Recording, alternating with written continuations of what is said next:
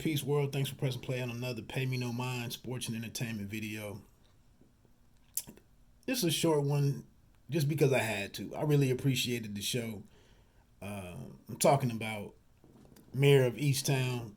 I had to go back and, I try to watch the episodes at least once or twice before especially on the finales, the season finales or the series finales.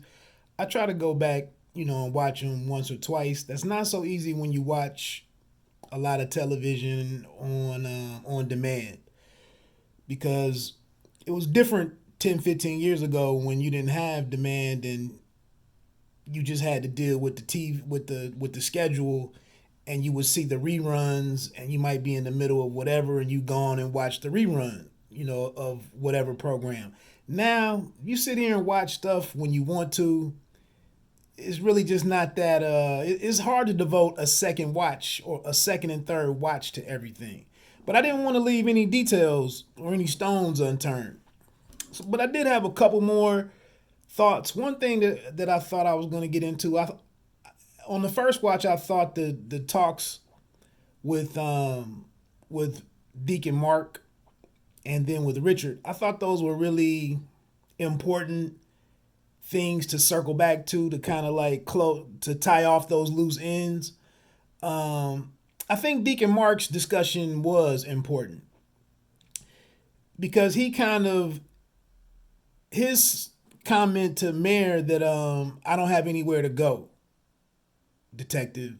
He said Easttown is my home, and Mayor has said hopefully wherever you end up, hopefully they'll treat you better than we did. And I just think his statement to her, this is my Easttown is my home. Although I thought he was from somewhere else. He definitely came from another parish. But I just think the message too was with all of this personal growth that Mayor is experiencing as we're going through these final few months of the show. And her daughter said, you need to be here. The city is safe when you're here. You love what you do. You're devoted to the community. You should be here. And I think it's just Mayor coming to grips. She was disappointed that she never left this place. And she looked at it as kind of the bane of her existence and whatnot. But you're still here for a reason. You didn't go anywhere for a reason. And you chose not to. So suck it up and figure something out, and learn to look at this place differently and your role here differently. Maybe that's why she's so dead set on solving this case, because she could have let it go once she had John. She really could have let it go. But she paid attention to these different clues that she ran across. So I don't know. I think that message speaks to a lot of people in the Rust Belt and in the Midwest and some of these small towns. You get to a certain age and maybe you should have done this, you could have done that. I just think there's a lot of people experience this, and this was some more food. This some more food for thought by the writers and the directors. And as far as Richard, yeah, his talk with Mayor really wasn't all that great. I was wondering where they did their send-off hookup at. Like, was that his apartment? The bed and breakfast that they went to or something? I didn't know where that was. It definitely wasn't, obviously it wasn't Mayor's home. But his talk to her was about, just be open to the unexpected happening and run with it. My book was unexpected. My son, you. I don't know if that really is gonna fly with Mayor and her new and the new Mayor, but it's basically like be flexible and Mayor hadn't been open to different things earlier in the series, so I was 1 for 2 there. One other very important thing that I saw was Helen, and I mentioned this in the first recap. But Helen said, I forgave myself a long time ago before she started crying.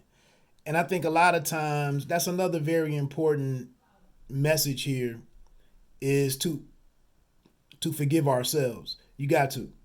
Because some people aren't capable, they aren't aware, and you might be stuck in something for a long time when you got to accept that, maybe you aren't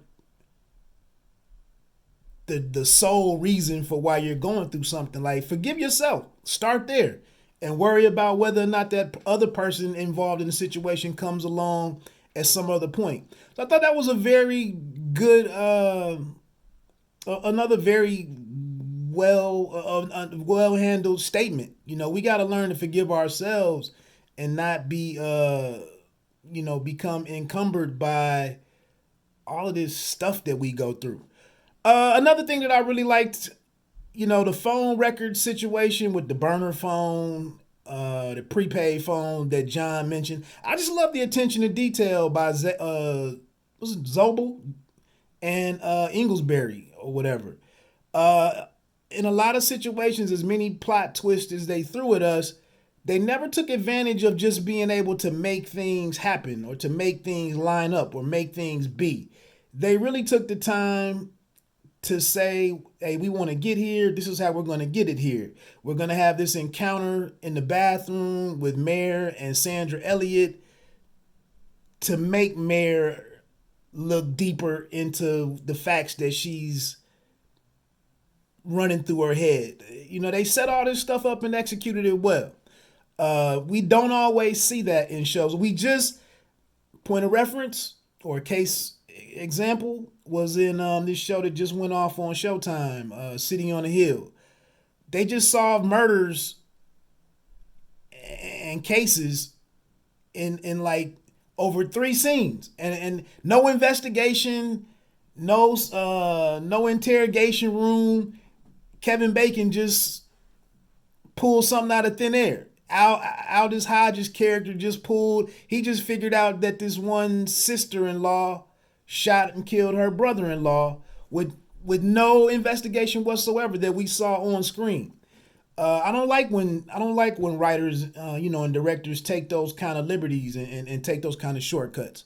I missed this the first time through, but Jess, and she said it was plain as day, but Jess actually called Dylan and his friend Sean, I think, and she suggested that they go get the journals and burn them because she thought burning them would hide anybody having a negative look on her good friend.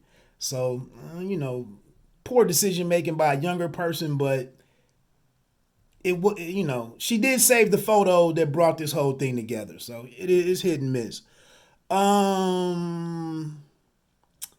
Very tough situation for Lori. Being asked to take on DJ,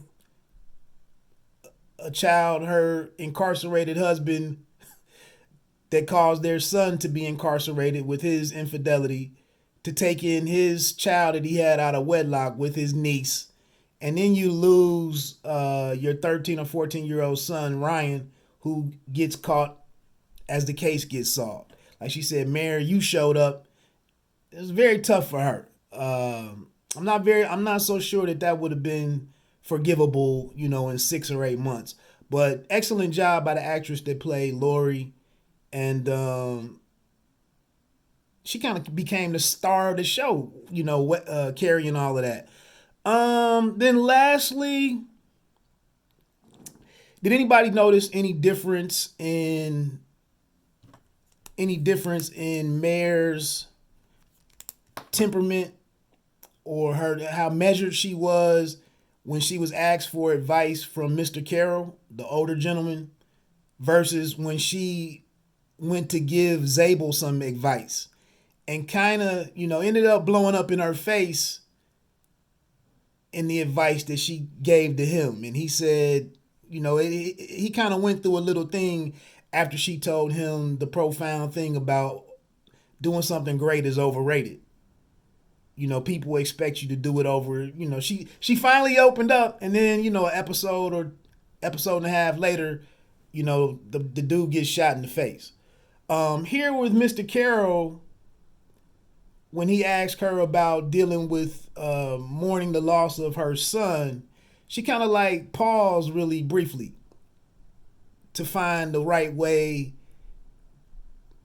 to have the right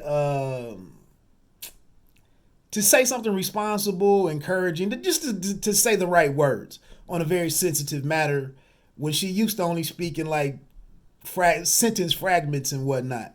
I just think she handled it a little differently, knowing that somebody is asking me for my thoughts, and it's a very serious, it's a very sensitive subject, and I can't think of the phrase that I'm trying to say, but it's like, let me be responsible with how I encourage this person to not set them up for failure or mislead them.